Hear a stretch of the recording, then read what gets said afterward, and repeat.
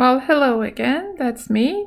So we are going to look at a second type of question, which is asking factor and find all zeros of the function. Hence, it's different here because we have fourth degree.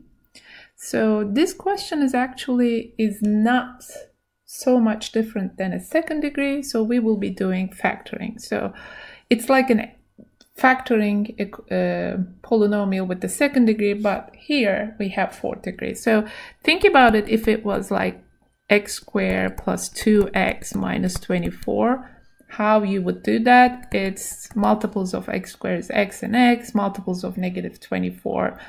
If you want to give a positive 2, if you want to get a positive 2 in the end, you would put it that way and you would factor it as let's say x plus 6 and x minus 4. So here the second degree is becoming fourth degree and the first degree is becoming second degree. So we will be doing the similar operation by thinking that multiples of x squared, x to the fourth is x squared and x squared. So I can think about it as plus 6 and negative 4. So then f of x could be written as x squared plus 6 and x squared minus 4. Okay, so x squared minus 4 is differences of square. We can write it x minus 2 and x plus 2. Okay, we got this part.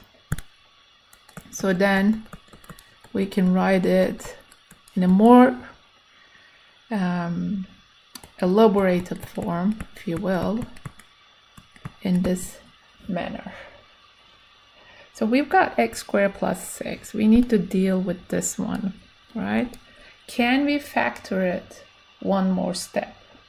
Yes, we can. X squared plus 6 is equal to 0. X squared will be equal to negative 6. Then x squared will be equal to 6 times negative 1, right? So if we go ahead and take the roots, then x will be equal to square root of 6 times I, plus or minus, right? So x1 here will be I, x2 will be negative square root of I. So then we can write f of x here, right? X minus square root of 6i, x plus square root of 6i, x minus 2, and x plus 2, and we will be done. All right. So we can't go further with square root of 6i, square root of 6 actually, because they're multiples in 3 and 2, and nothing will come out of square root. So we can leave it like that. Some books are writing it this manner. It doesn't really matter for me. What I'm interested in, do you have this 4 terms at the end of the full factorization of f of x? All right. Again, please make sure you got these two questions well and understood well. If somehow you're having a difficulty, reach me out. But these two is important for your test. All right. See you. Bye.